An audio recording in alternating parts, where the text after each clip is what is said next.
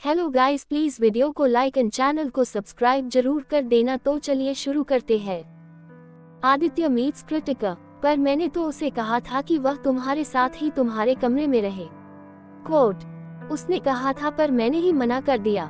उद्धरण चिन्ह। अब आगे। थोड़ी देर बाद फिर दोनों के बीच खामोशी छा गई। आदित्य दीक्षा की बातों से ही समझ पा रहा था कि वह उसे कितना मिस कर रही है। उसने फिर से दीक्षा का नाम लिया। दीक्षा। उद्धरण चिन्ह। हम। दीक्षा ने आहिस्ते से कहा, अपना ख्याल रखना और सो जाना। हम। उद्धरण चिन्ह। दीक्षा को कॉल डिस्कनेक्ट करने का मन तो नहीं कर रहा था, पर फिर भी उसने हम कहा और कॉल डिस्कनेक्ट कर दिया। कॉल डिस्कनेक्ट होने के बाद आदित्य एक गहरी सांस लेता है और आंखें बंद कर लेता है। अगली सुबह कृतिका मुंबई पहुंच चुकी थी, पर दीक्षा को इस बात का कोई आइडिया नहीं था। वह एयरपोर्ट से टैक्सी लेकर सीधे ही उस अपार्टमेंट में पहुंच गई, जिसे कृतिका ने मुंबई आने से पहले अपनी एक फ्रेंड की हेल्प से बुक किया था। कृतिका पहली बार अपने घर से कहीं दूर रहने आ रही थी, इसलिए मन में एक एक्साइटमेंट के साथ साथ थोड़ी घबराहट और नर्वसनेस की मिक्सड फीलिंग थी। कृतिका ने अपना लगेज एक तरफ रख दिया और सोफे पर बैठ गई। उसने उस अपार्टमेंट को ध्यान से देखा। यह न तो बहुत बड़ा था और न ही बहुत छोटा, उसके एक अकेले के लिए ये पर्याप्त था।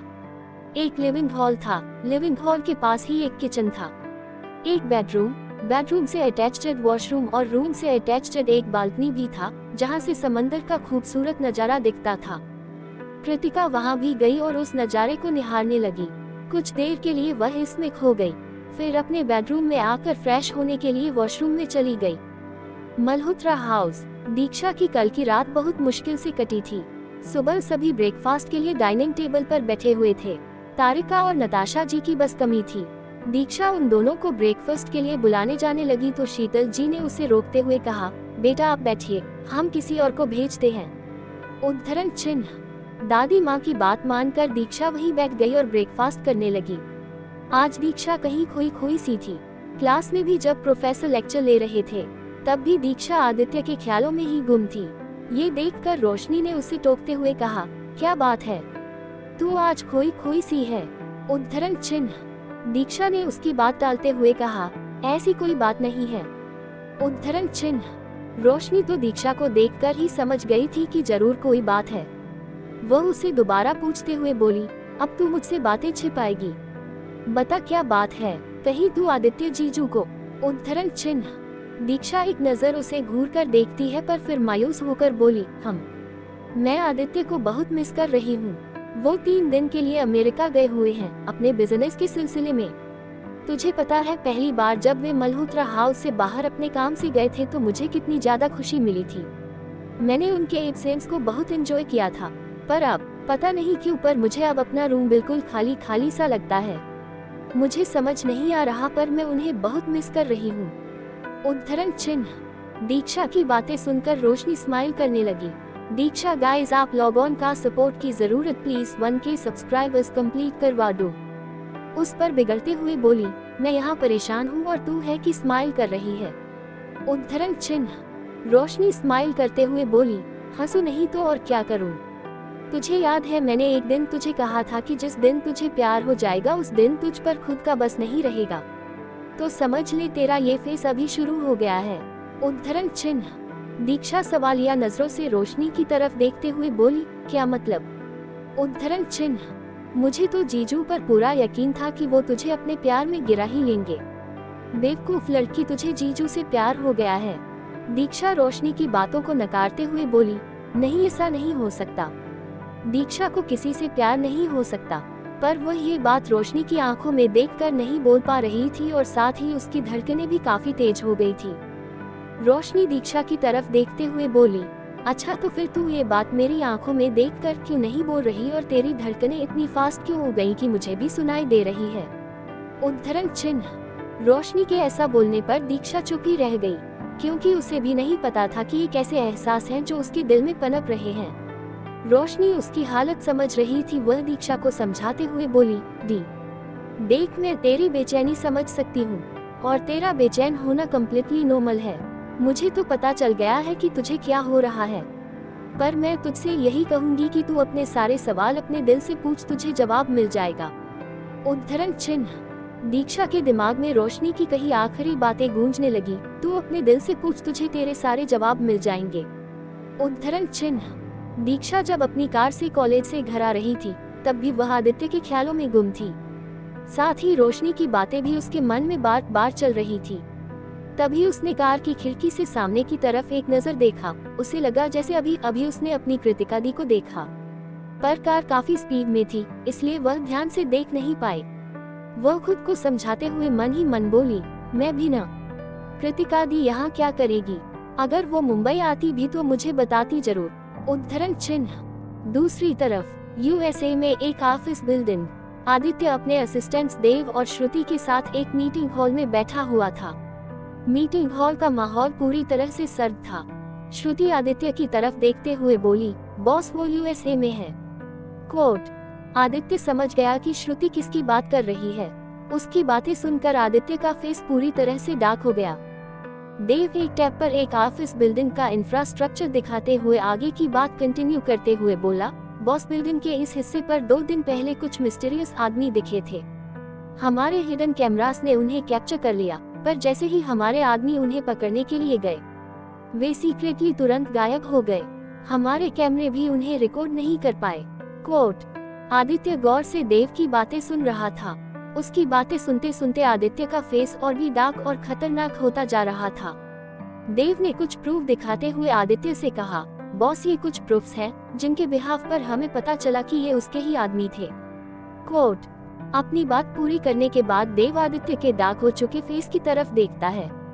आदित्य अपनी सर्द आवाज में बोला, लगता है अब आदित्य मल्होत्रा का खौफ कम होने लगा है। सामने की तरफ अपनी लाल हो चुकी आंखों से देखते हुए बोला, लगता है अब तुम आदित्य मल्होत्रा के अंदर के डेविल को जगाकर ही मानोगे। उद्धरण चिन्ह। उसकी बात खत्म होने के बाद देव उसकी तरफ देखकर बोला, बॉस अब हमारा नेक्स्ट मूव क्या होगा? कोट। आदित्य अपनी सर्द आवाज में बोला, जस्ट वेट एंड वॉच। अभी बस उस पर खड़ी नजर रखो। उसके हर एक कदम पर अपनी पैनी निगाह रखो। पहले उसके मूव का वेट करो। कोट। देव आदित्य का ऑर्डर फॉलो करते हुए ओके बॉस कहता है। फिर वह कंपनी की बाकी की अपडेट्स लेता है। यह मीटिंग लगभग 3 घंटे तक चलती है। फिर इस लंबी मीटिंग के बाद वह अपने होटल रूम की तरफ चला जाता है। मल्होत्रा हाउस। दीक्षा अपने कमरे में बैठे बैठे बोर हो चुकी थी, इसलिए वह कॉरिडोर में टहल रही थी। वह अपने ही ख्यालों में गुम थी कि तभी उसे कुछ आवाजें आईं। उसके कान खड़े हो गए और वह वही कान लगाकर उनकी आवाजें सुनने लगी। भाभी, क्या आइडिया दिया था आपने? हमारा काम भी हो गया और दीक्षा को कुछ पता भी नहीं चल पाया। उद्धरण चिन्ह। एक शातिर स्माइल के साथ, उस बेवकूफ लड़की को तो पता भी नहीं चला होगा कि उसने क्या किया है। हमारी बातों को उसने कितनी आसानी से मान लिया, बिना किसी सेकंड थॉट के। उद्धरण चिन्ह। अब उस बेवकूफ को कौन समझाए कि आदित्य को आदि बुलाने की हिम्मत सिर्फ मॉम और आदित्य की मॉम उर्फ मेरी प्यारी वीना भाभी ही कर सकती थी। उसने तो अपनी साड़ी की तरफ भी ध्यान नहीं दिया होगा, वरना हर वक्त उसे साड़ी में देखकर पागल हो जाने वाले आदित्य को सडन गुस्सा क्यों आ गया, ये तो उसने जरूर सोचा होता। चलो जाते जाते वेदिका हमारे इतने तो काम आ रही है। थैंक गॉड कि उसकी फेवरेट साड़ी की सेम पीस हमारे पास थी। उद्धरण चिन्ह। ये सुनने के बाद दीक्षा तुरंत अपने कमरे में आ जाती है। वह दरवाजा बंद करके बेड पर बैठ जाती है। उसे समझ आ जाता है कि उस दिन आदित्य सिर्फ आर्यन वाली बात को लेकर ही उस पर गुस्सा नहीं था, बल्कि वो सब रीजन भी था जो अभी अभी वह नताशा और तारिका जी के मुंह से सुनकर आ रही थी। वह अपने आप से बोली, मुझे उसी वक्त समझ जाना चाहिए था कि ये दोनों मेरी हेल्प कर रहे हैं, इसका मतलब जरूर दाल में कुछ काला है। उद्धरण चिन्ह। आदित्य को आदि सिर्फ दादी माँ और वीना मॉम ही बुलाती थी, इसलिए उन्हें ये पसंद नहीं कि कोई और उन्हें इस नाम से बुलाए। पर ये वेदिका कौन है? क्या आदित्य इस लड़की से प्यार करते हैं? इसलिए तो कहीं उन्होंने मेरे सामने 2 साल का डाइवोर्स कॉन्ट्रैक्ट रखा है, ताकि डाइवोर्स के बाद वो उससे शादी कर सके। शायद दादी माँ के प्रेशर में आकर उन्होंने अपनी मर्जी के खिलाफ मुझसे शादी कर ली हो। दीक्षा अपने ही मन में कहानियां बनाने लगी। ये सब सोचते हुए वह धम से बेड पर बैठ गई। वह वेदिका वाली बात को सुनकर बहुत परेशान हो गई। वह ड्रेसिंग मिरर के पास आकर चेयर पर बैठ गई और आईने में खुद को देखते हुए कहा, क्यों मुझे आदित्य को किसी दूसरी लड़की के साथ इमेजिन करके इतना बुरा लग रहा है? आखिर क्यों मैं उन्हें इतना मिस कर रही हूँ? उद्धरण चिन्ह। ये कहते हुए उसने एक नजर आईने में खुद को देखा और अपनी आंखें बंद करके अपना एक हाथ अपने दिल पर रखा। उसका दिल जोरों से धड़क रहा था, वो भी आदित्य के लिए। वह खुद से ही बोली, मैं आदित्य को बहुत मिस कर रही हूँ, उनकी केयरिंग टच को मिस कर रही हूँ, अपने होठों पर उनके होठों के एहसास को, उनकी बाहों से आती उस महकी खुशबू को, उनका मेरे करीब होने के एहसास को मिस कर रही हूँ। क्या सच में रोशनी की बातें सच्ची है? क्या सच में मुझे आदित्य से प्यार हो गया है? उसका दिल पहले के मुकाबले और जोर से धड़क कर दीक्षा को इस बात की गवाही दे रहा था।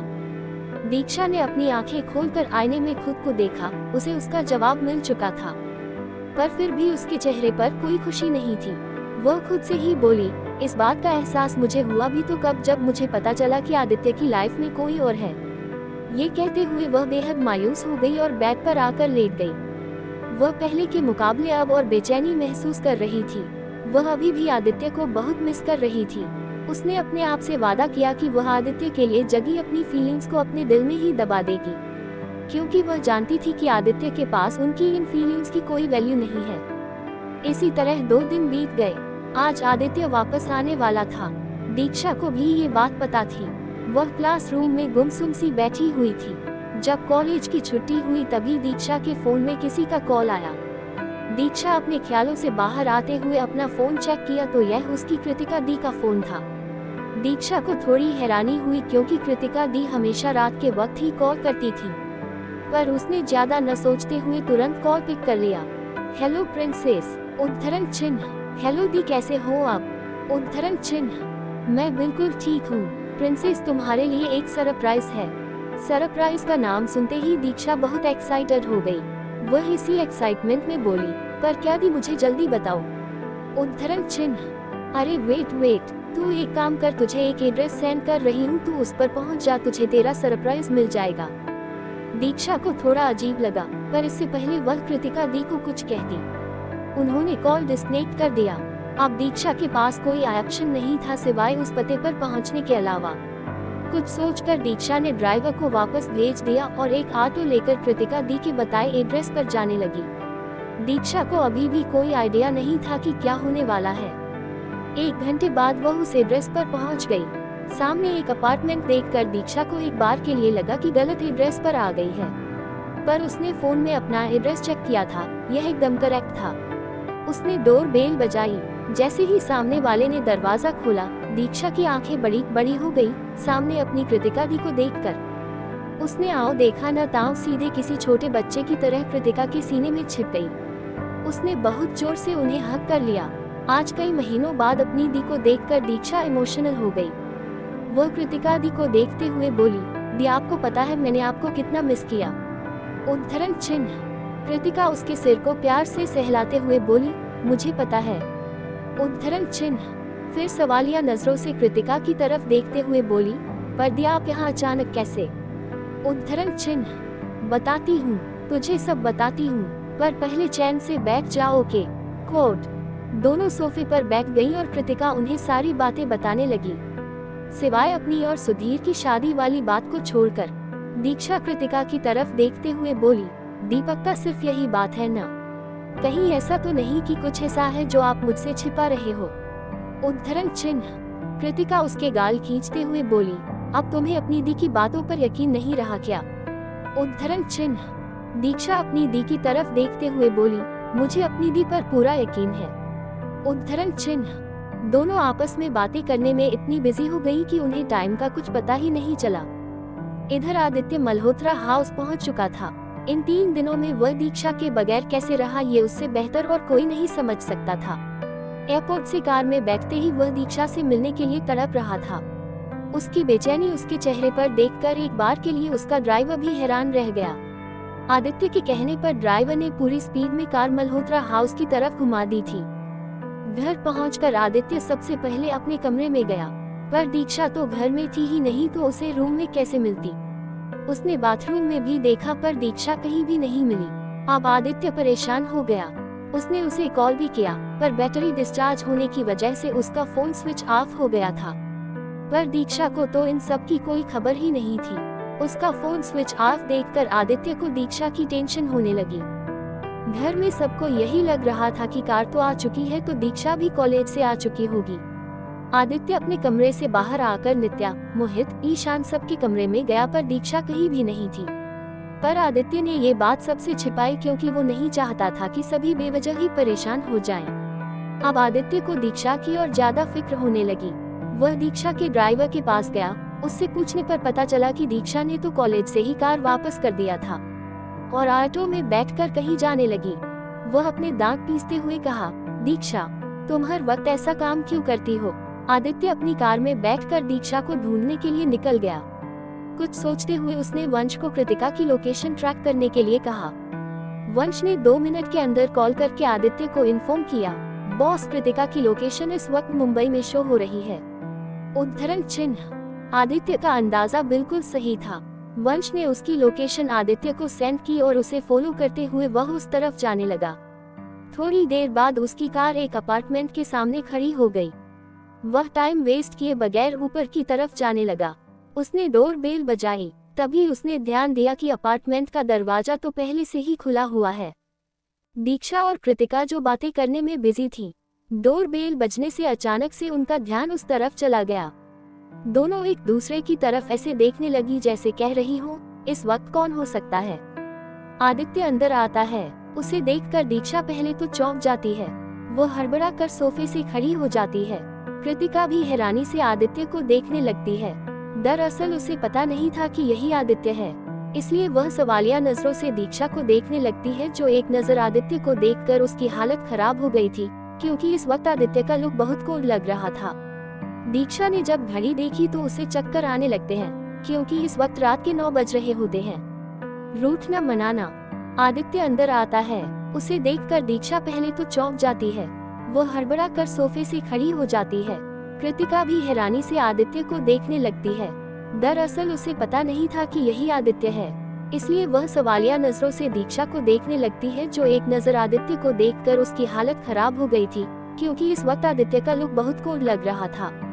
दीक्षा ने जब घड़ी देखी तो उसे चक्कर आने लगते हैं, क्योंकि इस वक्त रात के 9 बज रहे होते हैं।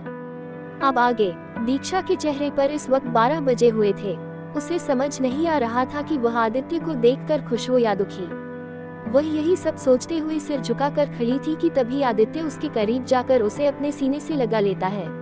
कृतिका तो बस दोनों को देखती ही रह जाती है। दीक्षा उसे खुद से दूर नहीं कर रही थी, इसका एक ही मतलब था कि यही उसके हस्बैंड हैं।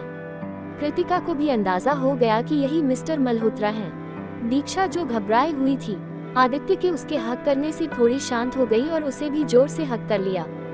दोनों थोड़ी देर तक यूं ही खड़े रहे। फिर आदित्य ने आहिस्ते से उसे खुद से अलग किया। वह नाराजगी भरे गुस्से से उसकी तरफ देखते हुए बोला, तुम्हारा फोन क्यों नहीं लग रहा था? तुम्हें पता है मैं कितना परेशान हो गया था, और तुमने कार वापस क्यों कर दी? उद्धरण चिन्ह। दीक्षा उसकी तरफ देखते हुए बोली, आदित्य वो अब कृतिका को यकीन हो गया कि सामने वाला शख्स उसकी प्रिंसेस का पति है। वह दीक्षा की बात काटते हुए बीच में ही बोल पड़ी, मिस्टर मल्होत्रा, प्लीज आप प्रिंसेस को माफ कर दीजिए। गलती मेरी है, मैं ही इससे बातें करने में इतनी उलझ गई कि मुझे टाइम का कुछ याद नहीं रहा। उद्धरण चिन्ह। आदित्य ने एक नजर कृतिका पर डाली। वह पहले ही जानता था कि दीक्षा की एक बड़ी बहन है और उसका नाम कृतिका है। वह उसकी तरफ देखते हुए बोला, इट्स ओके, मैं समझ सकता हूँ, आप मुझे आदित्य बुला सकती हैं। कोट। कृतिका ने उसकी तरफ देखकर एक हल्की स्माइल की। कृतिका ने आदित्य को बैठने के लिए कहा। दीक्षा भी आदित्य के बगल में बैठ गई। आदित्य को कृतिका का अचानक मुंबई आना थोड़ा वियर्ड लगा, इसलिए वह पूछ बैठा, आप अचानक मुंबई में? Everything is all right. Quote. जैसा कि आदित्य को अंदाजा लग गया था, और यह सच भी था कि कृतिका सिर्फ जॉब करने तो मुंबई नहीं आई थी, पर आदित्य ने फिलहाल इस बारे में ज्यादा नहीं सोचा। कृतिका बात छिपाते हुए बोली, ऐसा कुछ नहीं है, मैं बस अपनी नई कंपनी ज्वाइन करने यहाँ आई हूँ। एक्चुअली कुछ दिन पहले मैंने यहाँ जॉब इंटरव्यू दिया था और मैं सिलेक्ट हो गई। आदित्य ने भी हमें जवाब दिया। कृतिका आदित्य की तरफ देखते हुए बोली, आप 5 मिनट रुकिए, मैं आपके लिए कॉफी बनाकर लाती हूँ। कोट।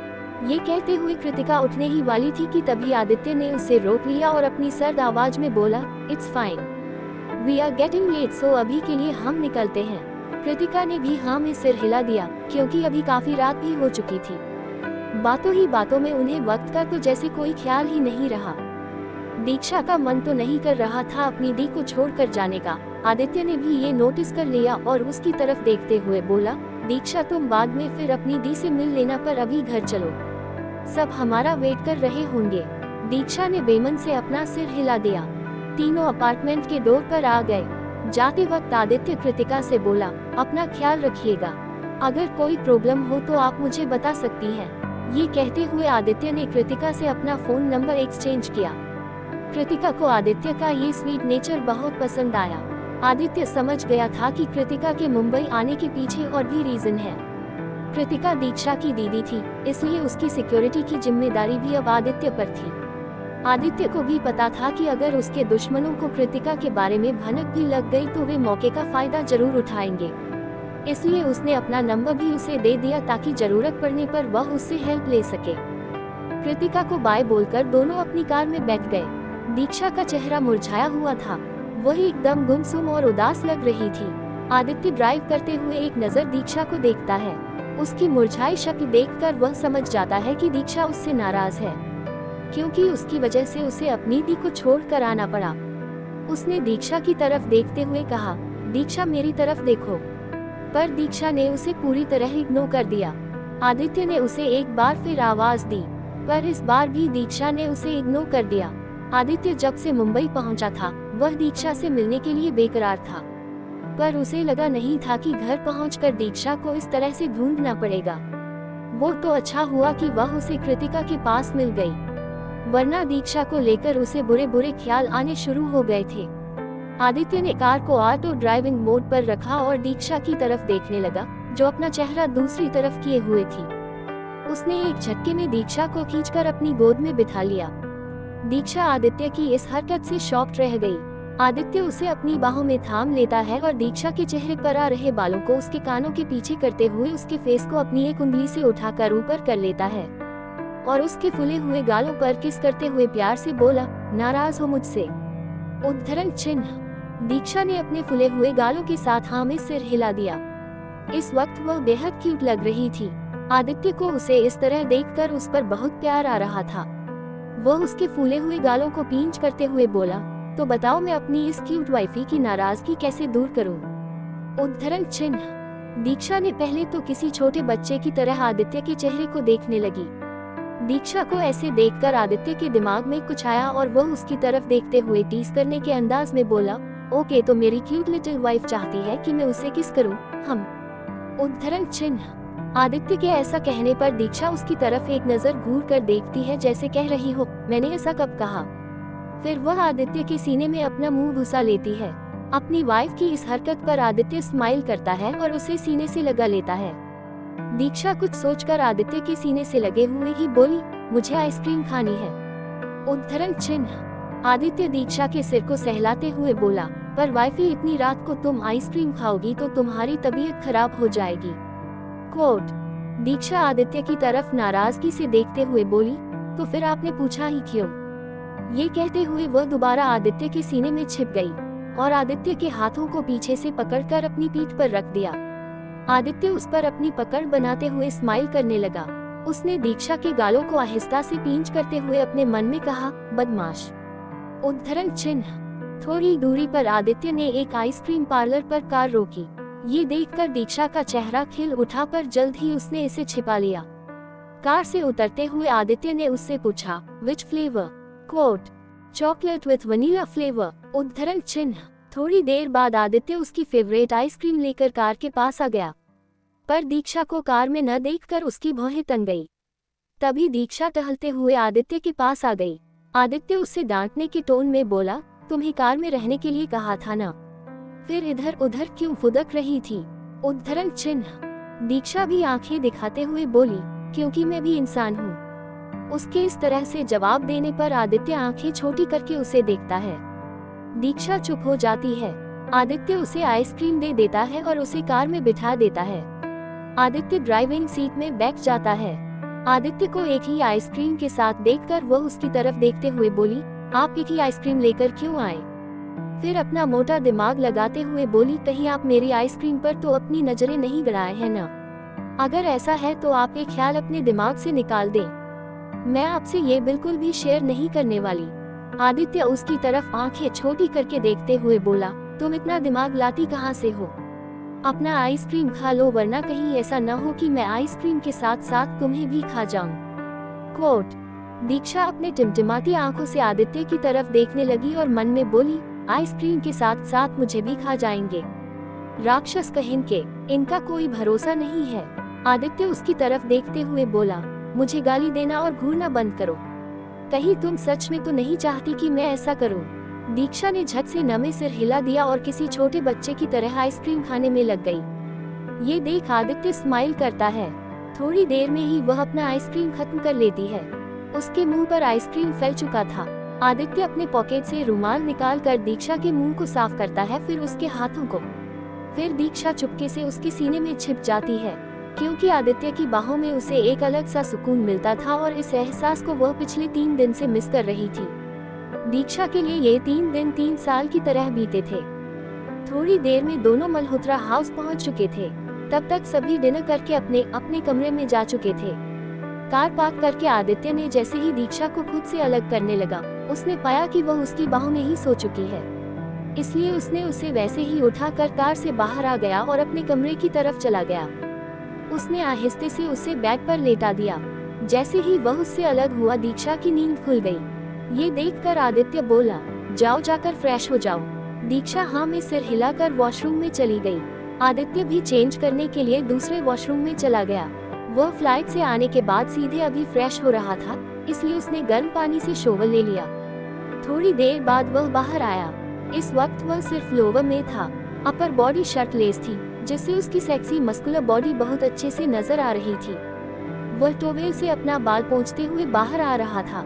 दीक्षा बेबी पिंक कलर के एक सैटिन नाइट ड्रेस में थी, जो उसके घुटने से थोड़ा नीचे तक आ रही थी। जैसे ही वह आदित्य की तरफ पलटी, उसकी निगाहें उसकी सेक्सी बॉडी पर फिसलने लगी।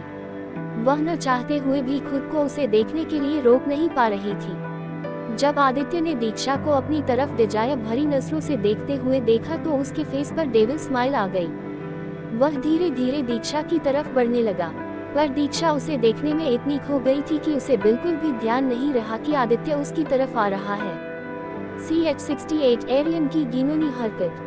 वह धीरे धीरे दीक्षा की तरफ बढ़ने लगा, पर दीक्षा उसे देखने में इतनी खो गई थी कि उसे बिल्कुल भी ध्यान नहीं रहा कि आदित्य उसकी तरफ आ रहा है।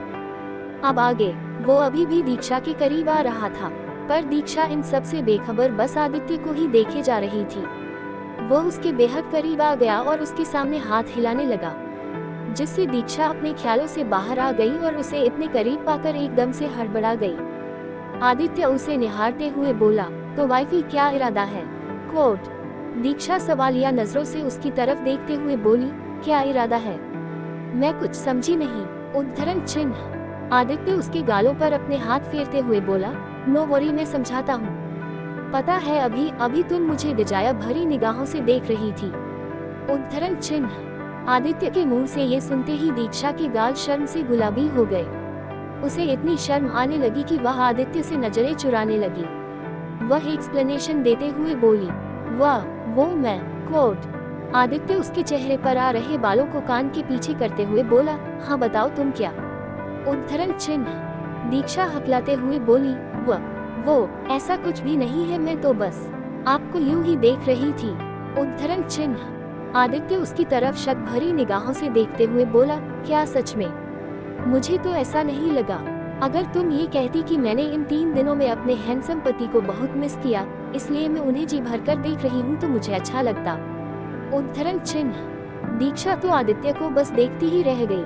आदित्य ने उसके कंधे को पकड़कर बेड पर बिठा दिया और खुद उसके बगल में बैठते हुए बोला, तो क्या तुमने मुझे मिस किया? उद्धरण चिन्ह। दीक्षा ने एक नजर आदित्य की तरफ देखा। उसे देखते ही आदित्य समझ गया था कि उसने इन 3 दिनों में उसे कितना मिस किया। वह झट से उसके सीने से लग जाती है। आदित्य स्माइल करता है और उसे कसकर अपनी बाहों में थाम लेता है। दीक्षा उसके सीने से लगे हुए ही बोली, मैंने इन 3 दिनों में आपको बहुत ज्यादा मिस किया। आदित्य उसके सिर पर किस करते हुए अपने मन में बोला, मैंने भी तुम्हें बहुत मिस किया स्वीट हॉट। उद्धरण चिन्ह। दोनों थोड़ी देर तक यूं ही रहे। फिर आदित्य ने उसे आहिस्ते से खुद से अलग किया और उसके गालों को अपने हाथों में भरकर उसे अपने अंगूठे से सहलाते हुए बोला, जब इतना मिस कर रही थी तो जब मैं घर आया तो तुम घर में क्यों नहीं थी? तुम्हें नहीं लगता कि तुम्हें इसके लिए पनिशमेंट मिलनी चाहिए? उद्धरण चिन्ह। दीक्षा ने मासूमियत में आदित्य को देखा। वह उसकी तरफ झुकते हुए उसके गालों को अपने दांतों के बीच दबा लेता है। उसने ऐसा सिर्फ दीक्षा को डराने के लिए किया था, मगर दीक्षा सच में डर गई थी। वह अपनी आंखें जोर से बंद कर लेती है और बोलती है, आदित्य नहीं, बहुत दर्द होता है। उद्धरण चिन्ह। आदित्य आहिस्ते से उसके गालों को छोड़ देता है और बहुत प्यार से उन्हें चूम लेता है।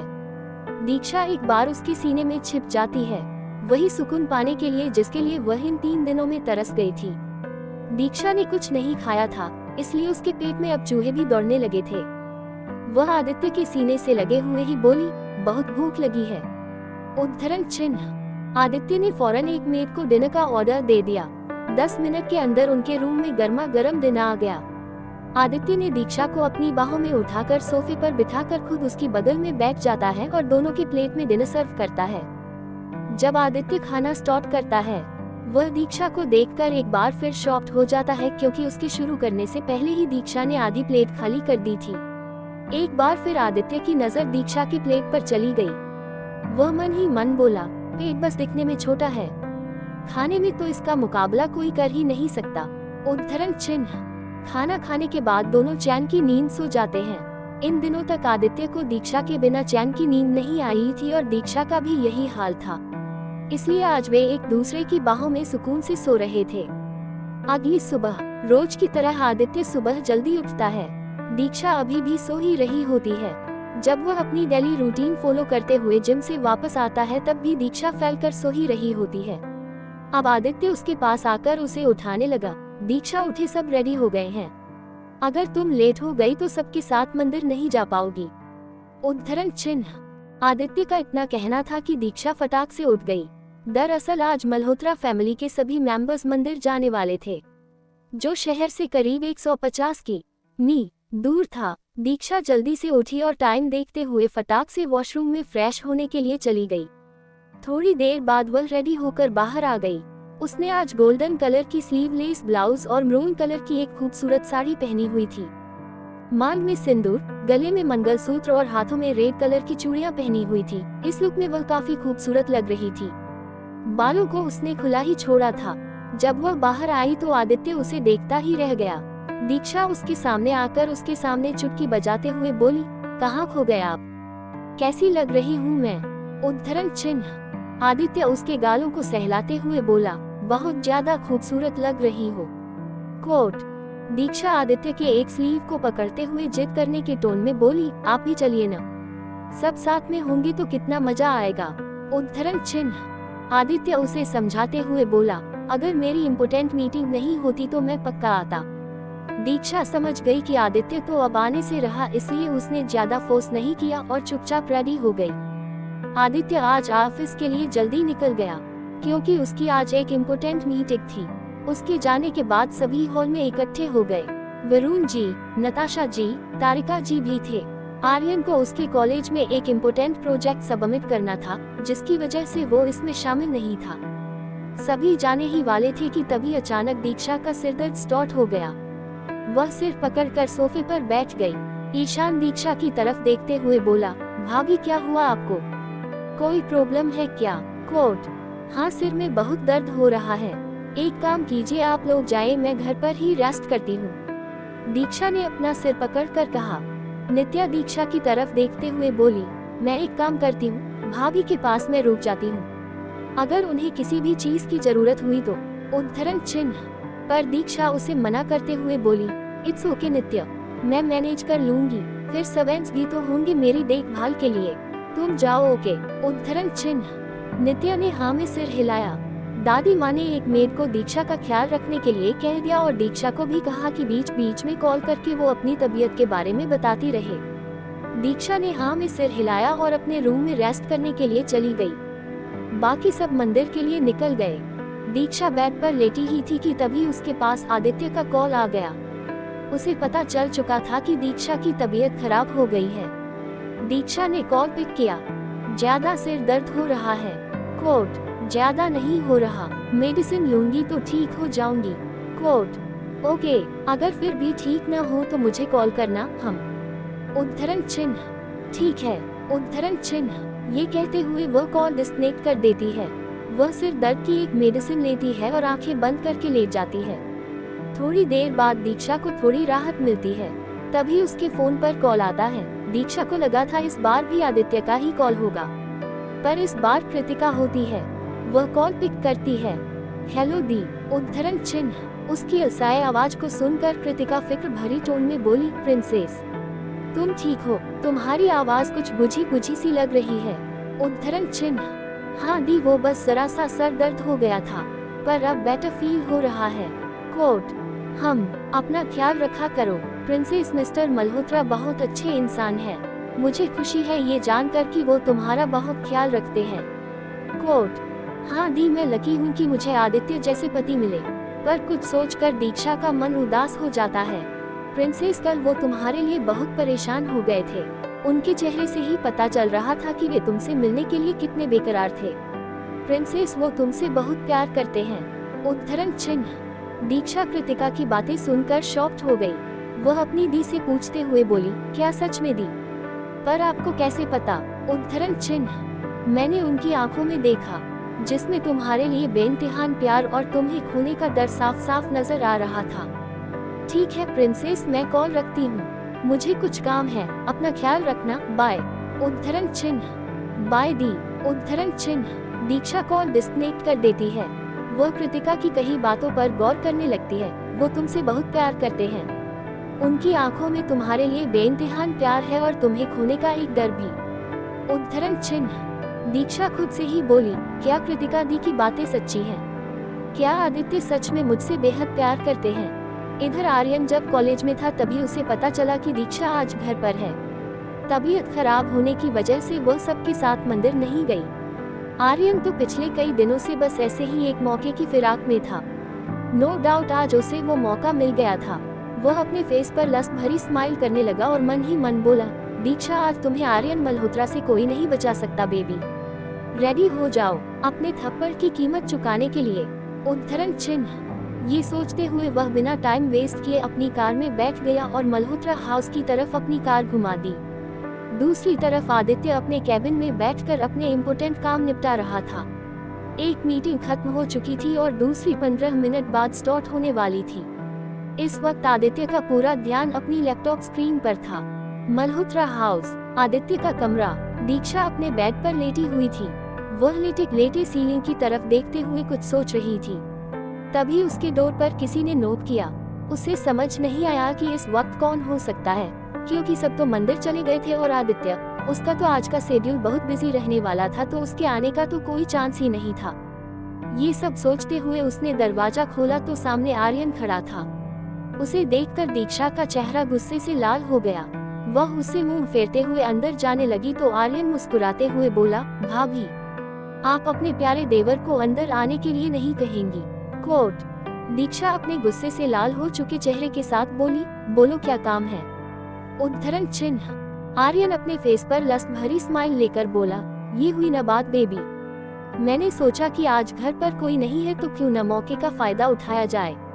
उद्धरण चिन्ह। आर्यन ने इतना कहा ही था कि दीक्षा ने उसे एक गर्मा गर्म थप्पड़ उसके गाल पर रसीद दी और कहा, माइंड योर लैंग्वेज आर्यन। कहीं ऐसा न हो कि आदित्य के हाथों मरने का अगला सौभाग्य तुम्हारा हो। उद्धरण चिन्ह। आर्यन अपने गुस्से को कंट्रोल करते हुए अपने चेहरे पर शातिर स्माइल लाकर बोला, बहुत भरोसा है न तुम्हें अपने पति पर। चलो आज मैं तुम्हारी ये गलतफहमी भी दूर कर देता हूँ। फिर गुस्से से आंखें तरेरते हुए बोला, कहा था न तुम्हें तुम्हारे थप्पड़ की कीमत भारी पड़ेगी। और देखो तुमने तो आज गलती पर एक और गलती कर दी। But you don't worry baby, आज आर्यन तुम्हारे अंदर की सारी गर्मी निकाल कर ही दम लेगा। उद्धरण चिन्ह। ये कहते हुए वह दीक्षा के करीब जाने लगा। दीक्षा ने आज साड़ी पहनी हुई थी और इस लुक में वह बेहद हॉट लग रही थी। उसकी सेक्सी कमर और नावेल सब अच्छे से नजर आ रहे थे। उसकी बॉडी को अपनी गंदी नजरों से स्कैन करते हुए आर्यन बोला, उफ उफ उफ, क्या सेक्सी फिगर है। यू नो व्हाट बेबी, मेरी नजर तो कब से तुम्हारे इस सेक्सी फिगर पर था, बट देखो न, इतने लंबे इंतजार के बाद आज मौका मिला है तुम्हें छूने का। उद्धरण चिन्ह। दीक्षा उस पर फिंगर पॉइंट करते हुए बोली, एक कदम भी आगे बढ़ाया न तो अंजाम बहुत बुरा होगा। आदित्य तुम्हें छोड़ेंगे नहीं, ऐसी बुरी मौत देंगे कि तुम्हारी रूह कांप जाएगी। उद्धरण चिन्ह।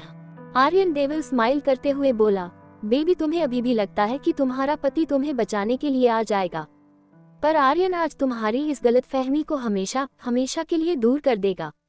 आदित्य का गुस्सा। दीक्षा उस पर फिंगर पॉइंट करते हुए बोली, एक कदम भी आगे बढ़ाया न तो अंजाम बहुत बुरा होगा। आदित्य तुम्हें छोड़ेंगे नहीं, ऐसी बुरी मौत देंगे कि तुम्हारी रूह कांप जाएगी। उद्धरण चिन्ह। आर्यन डेविल स्माइल करते हुए बोला, बेबी तुम्हें अभी भी लगता है कि तुम्हारा पति तुम्हें बचाने के लिए आ जाएगा, पर आर्यन आज तुम्हारी इस गलतफहमी को हमेशा हमेशा के लिए दूर कर देगा। उद्धरण चिन्ह। अब आगे। दीक्षा अपनी जलती आंखों से आर्यन को वार्न करते हुए बोली, आर्यन मैं एक बार फिर तुम वार्न कर रही हूँ, गलती से भी ये गलती मत करना वरना बहुत पछताओगे। कोट। आर्यन दीक्षा की तरफ ऐसे देखने लगा जैसे अभी अभी उसने कोई जोक क्रेक की हो। वह शातिर स्माइल करते हुए बोला, उफ उफ उफ, बेबी तुम्हारे कॉन्फिडेंस लेवल की तो दाद देनी पड़ेगी, पर मैं भी देखता हूँ कि आखिर तुम आज मुझसे कब तक बच पाती हो।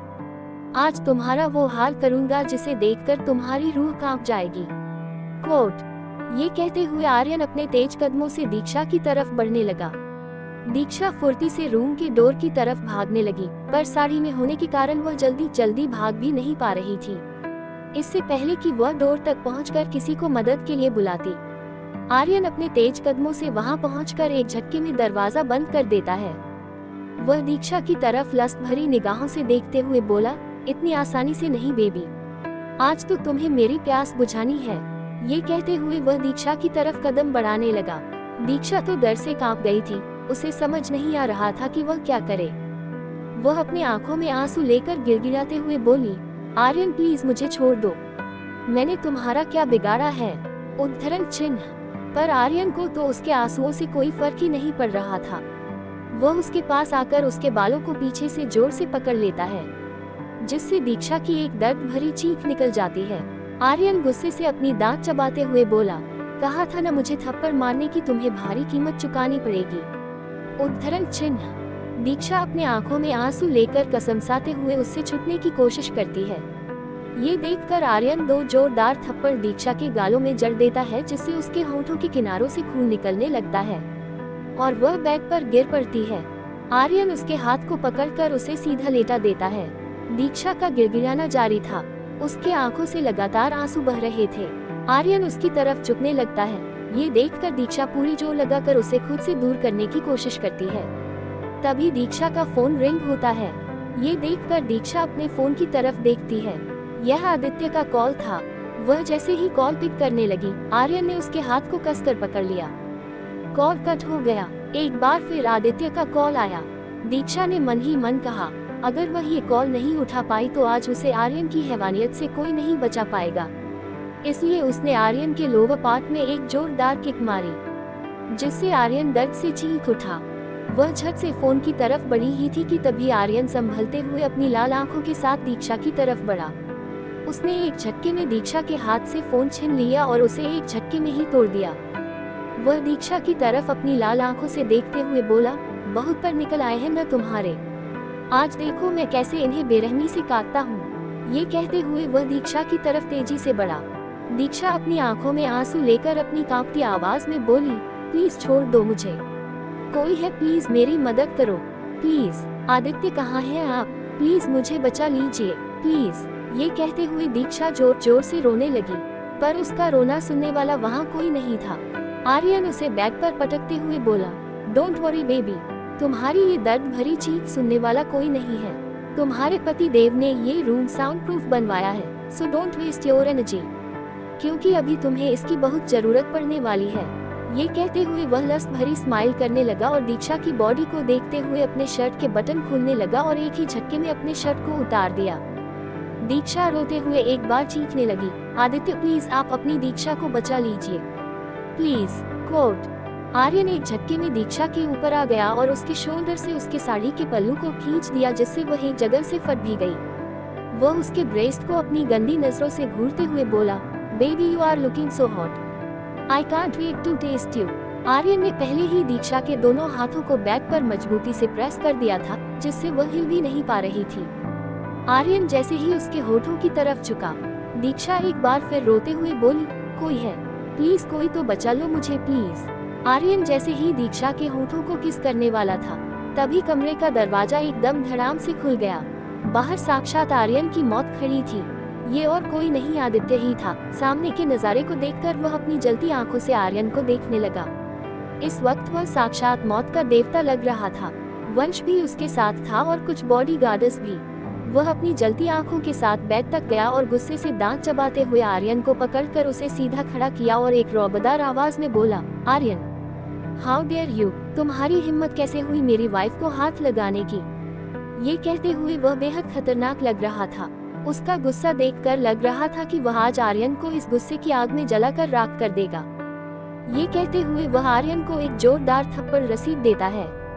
इस थप्पड़ की तेज इतनी थी कि पूरा मल्होत्रा हाउस हिल गया था। अब तक फैमिली के बाकी मेंबर्स भी आदित्य के कमरे में पहुंच चुके थे। कमरे की हालत देखकर सबको समझ आ गया कि यहाँ क्या हुआ है। थोड़ी देर पहले सभी मंदिर में दर्शन कर रहे थे। दर्शन करने के बाद आसपास घूम रहे थे। ईशान को एक बेचैनी सी महसूस हुई। उसे ऐसा लगा जैसे कि कुछ बुरा होने वाला है। ये ख्याल आते ही वह बिना रुके वहां से सीधे मल्होत्रा हाउस के लिए निकल पड़ते हैं। जब वे घर पहुंचे तो आदित्य के कमरे से किसी के जोरदार थप्पड़ की आवाज आई। ये सुनकर सारी फैमिली ऊपर आ गई। कमरे का नजारा देखकर सबका दिल दहल गया। आदित्य गुस्से में एकदम भयानक हो गया था। आज से पहले आदित्य को किसी ने इतने गुस्से में नहीं देखा था। दीक्षा अपनी आंखों में आंसू लिए बैग के एक कोने में सिमटी रही। आदित्य फर्श पर पड़े आर्यन को एक बार फिर घसीटते हुए उठाता है। उसके होठों के किनारों से खून निकल रहा था। आदित्य बेरहमी से उसे एक पंच मारते हुए बोला, कहा था ना दीक्षा से दूर रहना। आर्यन दर्द से बिलखते हुए एक बार फिर फर्श पर गिर पड़ा। ये देखकर तारिका जी तो डर के मारे थर थर कांपने लगी। आदित्य का गुस्सा अभी भी अपने चरम पर था। वह दोबारा उसकी कॉलर पकड़कर खींचकर उसे उठाता है और उसे अपनी आग उगलती आंखों से देखते हुए बोला, हिम्मत कैसे हुई आदित्य मल्होत्रा की वाइफ को छूने की। अब गलती हुई है तो मैं तुम्हें इसकी बहुत दर्दनाक सजा दूंगा। उद्धरण चिन्ह। ये कहते हुए वह लगातार अपने फौलाद जैसे हाथों से 3-4 बार आर्यन के मुंह पर जड़ देता है, जिससे आदित्य का हाथ आर्यन के खून से रंग जाता है। अब तक आर्यन की हालत बहुत खराब हो चुकी थी, पर अभी भी आदित्य का गुस्सा शांत नहीं हुआ था। उसने उसे फर्श पर बेरहमी से पटका और उस पर लातों की बारिश शुरू कर दी। आर्यन की दर्द भरी चीखें उस कमरे में गूंजने लगी। सभी इस दिल दहला देने वाले सीन को देख रहे थे, पर किसी में हिम्मत नहीं थी कि आदित्य को कोई रोके। आज साक्षात यमराज आदित्य पर सवार थे। तारिका जी समझ गई, अगर वो बीच में नहीं आई तो आदित्य आज उसे मार ही डालेगा। वह आदित्य के पास आई और हाथ जोड़ते हुए आदित्य के सामने खड़ी हो गई।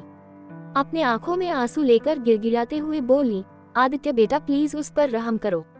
अगर तुम ऐसे ही मारते रहोगे तो वो मर जाएगा। मत भूलो कि वो तुम्हारा भाई है। उद्धरण चिन्ह।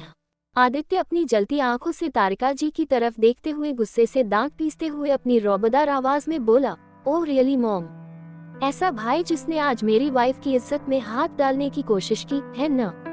आई एम श्योर आपको तो अपने बेटे की इस सटीक के बारे में पहले से पता होगा ना। ये बोलते हुए वह आर्यन को एक जोरदार लात मार देता है। वह अब पूरी तरह से अधमरा हो चुका था। तारिका जी अपनी आंखों में आंसू लिए बोली, कैसी बातें कर रहे हो आदित्य। अगर मुझे इस नालायक की इस हरकत के बारे में अंदाजा भी होता न तो पहले ही इसके हाथ पांव तोड़ देती मैं। उद्धरण चिन्ह। ईशान, मोहित और नित्या को भी आर्यन की इस घिनौनी हरकत पर बहुत तेज गुस्सा आ रहा था। उन सबको उन्हें अपना भाई कहते हुए भी शर्म आ रही थी। वही दादी माँ अभी भी जलती आंखों से आर्यन को देख रही थी। उन्हें तो यकीन ही नहीं हो रहा था कि आर्यन ऐसा कुछ भी कर सकता है। वे जानती थी कि आर्यन किस किस्म का लड़का है। इसके लिए वे वरुण जी और तारिका जी को वार्न भी कर चुकी थी, पर उन्हें लगा नहीं था कि एक दिन उनका ही पोता इस घर की इज्जत पर अपना हाथ डाल बैठेगा। इस वक्त सच में उन्हें बहुत जोर से गुस्सा आ रहा था। वहीं नताशा जी अभी भी अपनी बड़ी बड़ी आंखों से सामने का नजारा देख रही थी। उन्हें अभी भी यकीन नहीं हो रहा था कि आर्यन इतनी बड़ी बेवकूफ़ी भी कर सकता है, जबकि वह जानता था कि आदित्य अपनी छोटी से छोटी चीज को नुकसान पहुंचाने की कितनी सख्त से सख्त सजा देता है। पर आर्यन ने तो यहाँ उसकी बीवी की इज्जत पर हाथ डाल दिया था। अब तो भगवान भी आर्यन को आदित्य से नहीं बचा सकते थे। आदित्य ने आर्यन को सीधा खड़ा कर दिया और अपने पिस्तौल निकालकर उसे आर्यन पर तान दिया। अपनी रौबदार आवाज में बोला, मेरी ही नाक के नीचे तुमने मेरी दीक्षा को चोट पहुंचाने की कोशिश की। अब तुम्हें मरने से कोई नहीं बचा सकता। ये सुनकर तो सबकी सांसें हलक में ही अटक गईं। किसी को कुछ समझ नहीं आ रहा था कि आदित्य को कैसे रोका जाए।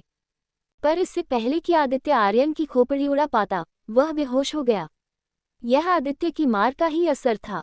शीतल जी आदित्य के पास गईं और उसे शांत करते हुए बोली, आदि बेटे, आर्यन को उसकी इस घिनौनी हरकत की सजा जरूर मिलेगी, पर अभी नहीं। आपने उन्हें मार मार कर अधमरा कर उसका एक डेमो दे दिया है। अब बाकी की सजा इनके ठीक होने के बाद।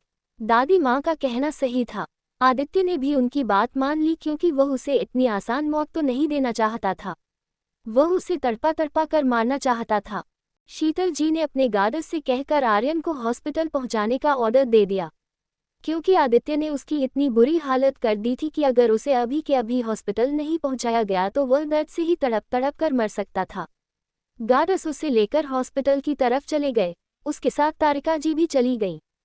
शीतल जी ने एक नज़र दीक्षा की तरफ देखा, जो कि बेड के एक तरफ डरी सहमी सी बैठी हुई थी। उसके कपड़े फटे हुए थे, होठों के किनारों से खून निकल रहा था, आंखों से लगातार आंसू बह रहे थे। दीक्षा को इस तरह देखकर दादी माँ को एक बार फिर आर्यन पर गुस्सा आ गया। उनका तो यही दिल कर रहा था कि उसे सजा, एक मौत दे दी जाए, पर इस वक्त वह बहुत जख्मी हो चुका था और यह फैसला करने का हक आदित्य को था। वे आदित्य के पास आईं और उसके कंधे पर हाथ रखकर दीक्षा का ख्याल रखने का कहकर वहां से चली गईं। उनके साथ साथ बाकी सब भी वहां से चले गए। आदित्य ने वंश को भी वहां से जाने का ऑर्डर दे दिया। वह आहिस्ते से दीक्षा के पास आया, जो इस वक्त बेड के एक तरफ कोने में डर से सिमटी हुई थी। उसके फटी हुई पल्लू जो कि उसके शोल्डर से लटकी हुई थी। उसके चेहरे को देखकर आदित्य की मुट्ठियां भींच गईं। उसने मन ही मन तय कर लिया कि वह आर्यन के दीक्षा को दिए एक एक जख्मों का हिसाब लेकर रहेगा। उसे इतनी भयानक सजा देगा कि कोई भी उसकी बीवी की तरफ आंख उठाकर देखने के लिए भी 100 बार सोचेगा। दर्द। वह आहिस्ते से दीक्षा के पास आया, जो इस वक्त बेड के एक तरफ कोने में डर से सिमटी हुई थी। उसके फटी हुई पल्लू जो कि उसके शोल्डर से लटकी हुई थी। उसके चेहरे को देखकर आदित्य की मुट्ठियां भींच गईं। उसने मन ही मन तय कर लिया कि वह आर्यन की दीक्षा को दिए एक एक जख्मों का हिसाब लेकर रहेगा। उसे इतनी भयानक सजा देगा कि कोई भी उसकी बीवी की तरफ आंख उठाकर देखने के लिए भी 100 बार सोचेगा। अब आगे। आदित्य दीक्षा के पास आहिस्ते से बैठ गया। उसने दीक्षा का चेहरा अपनी तरफ किया। रोने की वजह से उसकी आंखें लाल हो चुकी थीं, गाल सूज गए थे और उन पर आर्यन के उंगलियों के निशान छप गए थे। होठों के किनारों पर खून के निशान थे। आदित्य की आंखें एक बार फिर गुस्से से लाल हो गई। उसने दीक्षा का पल्लू ठीक किया और अपना ब्लेजर निकालकर उसे उड़ा दिया। आदित्य को देखकर एक बार फिर दीक्षा रो पड़ी। वह उसके सीने से इस तरह लिपट गई जैसे आदित्य कोई सपना हो और पलक झपकते ही ये सपना टूट जाएगा। वह उससे बिल्कुल भी दूर नहीं होना चाहती थी। आदित्य उसकी पकड़ से ही समझ पा रहा था कि वह इस वक्त कितना डरी हुई है। आदित्य ने उस पर अपनी पकड़ मजबूत कर ली। उसके सिर को अपने सीने में छिपाकर उसके सिर को चूम लिया। दीक्षा आदित्य के सीने से लगे हुए ही रोनी आवाज में बोली, प्लीज मुझसे दूर मत जाएगा, प्लीज, वो मुझे नहीं छोड़ेगा। ये कहते हुए दीक्षा फिर से डरने लगी। आदित्य उस पर अपनी पकड़ मजबूत करते हुए बोला, शुश, चुप हो जाओ, अब वो कुछ नहीं कर पाएगा। मैं तुम्हारे पास हूँ और अब तुम बिल्कुल सेफ हो। कोट। दीक्षा उसके सीने से लिपट गई। उसकी आंखों से आंसू रुकने का नाम नहीं ले रहे थे। अभी अभी जो हुआ उसे दीक्षा के लिए एक्सेप्ट करना बेहद मुश्किल था। उसने कभी नहीं सोचा था कि आर्यन उसके लिए इतनी घिनौनी सोच रखता होगा। आज तक दीक्षा को किसी ने हाथ लगाने की हिम्मत नहीं की थी। उसने सपने में भी नहीं सोचा था कि कोई उसे इस तरह छूने की हिम्मत करेगा। वह अपनी आंखें बंद किए हुए थी कि तभी आदित्य का फोन रिंग हुआ। वह दीक्षा को अलग कर जैसे ही कॉल पिक करने के लिए जाने लगा, वह यकायक चिल्ला उठी, प्लीज कोई बचा लो मुझे, प्लीज छोड़ दो मुझे, क्या बिगाड़ा है मैंने तुम्हारा। आदित्य ने कॉल डिस्कनेक्ट कर दिया और दीक्षा को जगाते हुए बोला, दीक्षा, तुम बिल्कुल सेफ हो। पर दीक्षा पर तो जैसे आदित्य की बातों का कोई असर नहीं हो रहा था। थोड़ी देर बाद दीक्षा अचानक से चुप हो गई। आदित्य ने उसे जगाने की कोशिश की। उसका ध्यान उसकी हाथ की तरफ चला गया, वहां भी चोट के निशान थे। उसके हाथ इस वक्त झूल रहे थे। आदित्य समझ गया कि दीक्षा बेहोश हो गई है। वह जोर से बोला, दीक्षा। उसने टाइम वेस्ट नहीं करते हुए तुरंत इंटरकॉम से डॉक्टर बुलाने का ऑर्डर दिया। थोड़ी देर बाद वहां एक लेडी डॉक्टर आ गई। उसने दीक्षा को चेक किया और बताया, मिस्टर मल्होत्रा, ये शॉक की वजह से बेहोश हो गई हैं। इनके मन में किसी बात को लेकर एक गहरा डर बैठ गया है। बट यू डोंट वॉरी, मैंने इन्हें इंजेक्शन दे दिया है, कुछ घंटे बाद इन्हें होश आ जाएगा। आप इस बात का खास ध्यान रखें कि इनके माइंड पर ज़्यादा स्ट्रेस न दिया जाए। आदित्य दीक्षा की तरफ ही देख रहा था। डॉक्टर उसके चेकअप के बाद वहां से चली गई। वह दीक्षा के सिरहाने के पास बैठ गया। दीक्षा बेजान सी बेड पर पड़ी थी। उसके बॉडी पर लगी एक चोटें आदित्य के गुस्से को भड़काने का काम कर रही थी। वह प्यार से दीक्षा के सिर को सहलाने लगा और उसकी तरफ झुककर उसके माथे को चूम लिया। आहिस्ते से दीक्षा का एक हाथ अपने हाथों में लेकर उन्हें भी चूम लेता है। उसकी मासूम और डरी हुई शक्ल को देखकर आदित्य सोच में पड़ जाता है। अगर वह आज टाइम से नहीं आया होता तो पता नहीं दीक्षा के साथ क्या हो जाता। कुछ देर पहले आदित्य अपने कैबिन में बैठकर लैपटॉप पर काम कर रहा था। पता नहीं क्यों उसे एक अजीब सी बेचैनी महसूस हो रही थी, और उसे ऐसा तब लगता था जब कुछ बुरा होने वाला हो। उसे भी समझ नहीं आ रहा था कि ये उसके साथ क्या हो रहा है। वह अपनी डेस्क से उठकर कैबिन के ग्लास विंडो के पास जाकर खड़ा हो गया। अपने पैंट की पॉकेट से सिगरेट निकालकर उसकी कश लेने लगा। उसे समझ नहीं आ रहा था कि ये किस तरह का सिग्नल है। तभी उसे दीक्षा का ख्याल आया। वह अपने फ़ोन में से दीक्षा की फ़ोटो देखने लगा। उसे दीक्षा की बहुत फिक्र हो रही थी। वह आराम से सोफे पर बैठ गया और दीक्षा को कॉल करने लगा। पहली बार में दीक्षा ने कॉल पिक नहीं किया। उसे लगा कि शायद वह सो रही होगी, पर फिर भी उसने एक बार और ट्राई किया, पर अभी भी दीक्षा ने कॉल पिक नहीं किया। पता नहीं क्यों, पर आदित्य को कुछ ठीक नहीं लग रहा था, इसलिए उसने तीसरी बार कॉल लगाया, पर इस वक्त उसका फ़ोन स्विच ऑफ आया। यह इशारा काफ़ी था आदित्य के लिए कि वह इस वक्त मुसीबत में है। आदित्य ने वंश को ऑर्डर देकर दीक्षा के लोकेशन के बारे में पता करने को कहा, पर तभी वंश ने आदित्य को इन्फॉर्म किया कि आर्यन की लोकेशन भी इस वक्त मल्होत्रा हाउस शो हो रही है। आदित्य 1 मिनट रुका। उसके माइंड में अचानक आर्यन को दीक्षा का थप्पड़ मारना याद आया। उसके बाद उसने सारी कड़ियों को जोड़ ली। फिर बिना टाइम वेस्ट किए वंश को कार निकालने का ऑर्डर दिया और जल्द से जल्द मल्होत्रा हाउस पहुंचने का ऑर्डर दिया। आदित्य जब मल्होत्रा हाउस पहुंचकर अपने कमरे की तरफ गया तो कमरे का दरवाज़ा लॉक था। उसने बिना टाइम वेस्ट किए अपनी जोरदार किक से दरवाज़ा खोल लिया। उसका शक बिल्कुल सही निकला। सामने का नज़ारा देखते ही उसका खून खौल गया। प्रेजेंट, अगर आज आदित्य ने ज़रा भी देर कर दी होती तो ये दिन आज दीक्षा के लिए उसकी ज़िंदगी का सबसे डार्क डे बन जाता। पर आदित्य ने सोच लिया था कि अब आर्यन को भगवान भी उससे नहीं बचा पाएगा। वह उसके किए की ऐसी सज़ा देगा जिसे वह इस जन्म तो क्या अगले 100 जन्म में भी नहीं भूल पाएगा। फिलहाल तो वह आदित्य की बेरहमी से मारने के कारण हॉस्पिटल में था। तारिका जी उसके बगल में बैठकर आंसू बहा रही थी। उस वार्ड के सोफे में नताशा जी भी बैठी हुई थी। थोड़ी देर तक आर्यन के पास बैठे रहने के बाद तारिका जी सोफे के पास नताशा जी के पास चली गई। आर्यन अभी भी बेहोश पड़ा था। तारिका जी अपनी आंखों में आंसू लिए बोली, नताशा, मेरे बेटे की हालत देख रही हो, कितनी बेरहमी से मारा है आदित्य ने। उद्धरण चिन्ह। नताशा जी सामने की तरफ देखते हुए बोली, भाभी, मुझे तो समझ नहीं आ रहा कि आर्यन आपका बेटा होते हुए भी इतनी बड़ी बेवकूफ़ी कैसे कर सकता है। उद्धरण चिन्ह।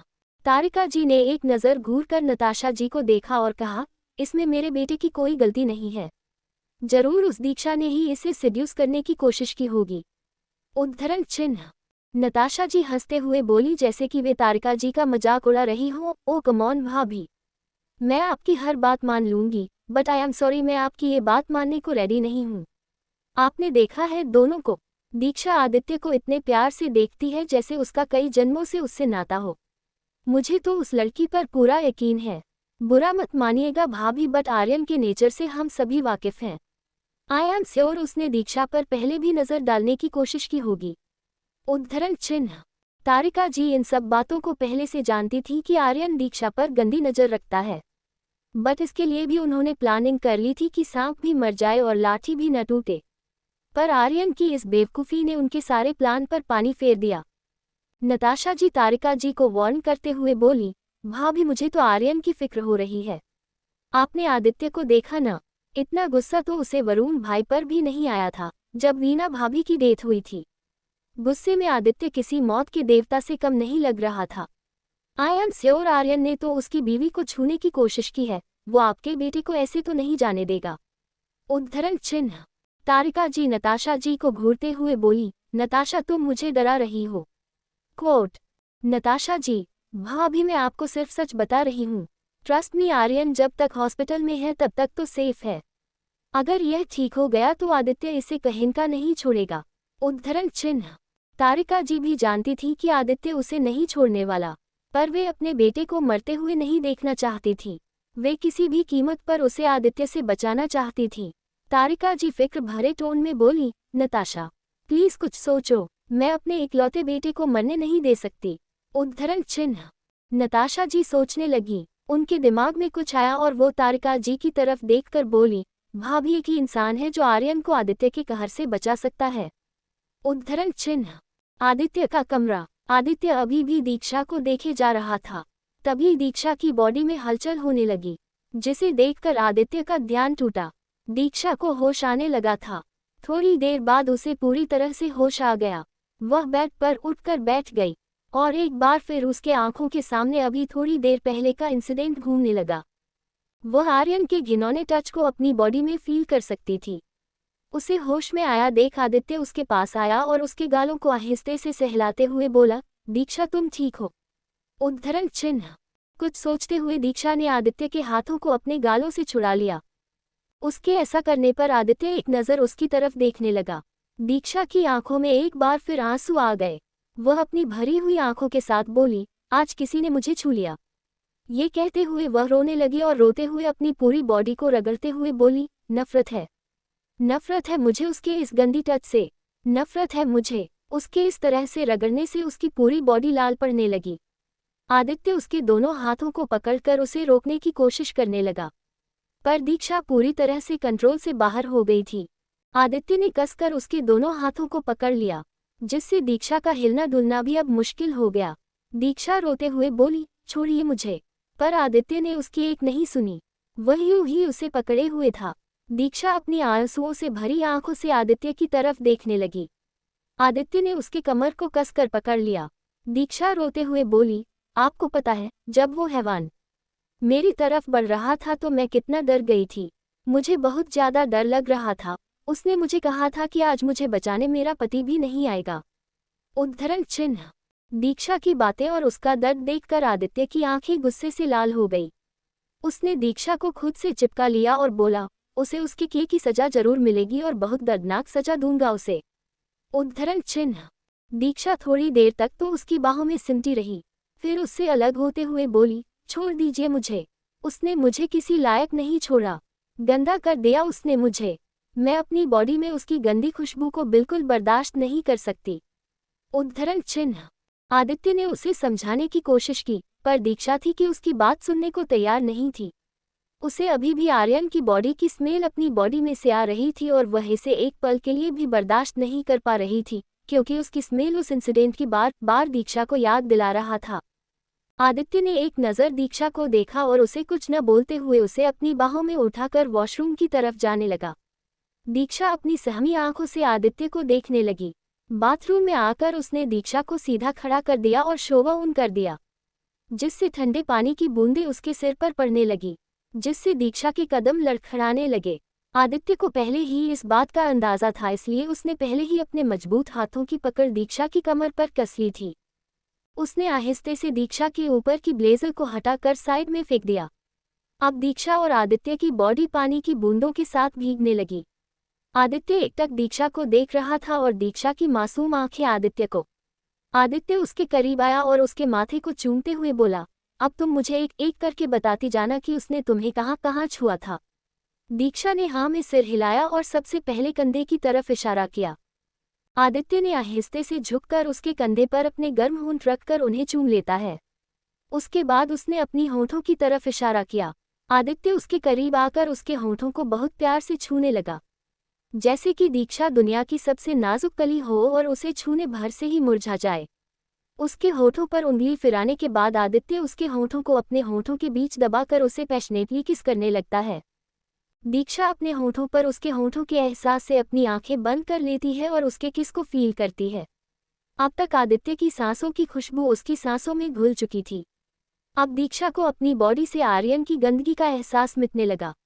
एक एक करके आदित्य दीक्षा के बताए हर एक हिस्से को अपने होठों से छू लेता है और लास्ट में उसके नेक पर किस करके उसे हल्का सा काट भी लेता है। दीक्षा को ज्यादा दर्द नहीं होता, बस हल्की आह निकल जाती है। आदित्य उसे अपने सीने में समाते हुए बोला, अब तुम्हें किसकी खुशबू आ रही है? उद्धरण चिन्ह। दीक्षा ने आदित्य के आंखों में देखते हुए कहा, आपकी। आदित्य उसके गालों को सहलाते हुए बोला, लो हो गई तुम साफ और मिट गई तुम्हारी बॉडी से उसके छूने का एहसास। कोट। आदित्य उसके होठों को आहिस्ते से चूमते हुए बोला, दीक्षा तुम सिर्फ और सिर्फ मेरी हो। अब से तुम्हें कोई छू तो क्या आंख उठाकर तुम्हारी तरफ देख भी ले तो मैं उसकी आंखें निकाल लूंगा। उसका वो हाल करूंगा कि जिंदगी भर किसी को देखने लायक नहीं रहेगा।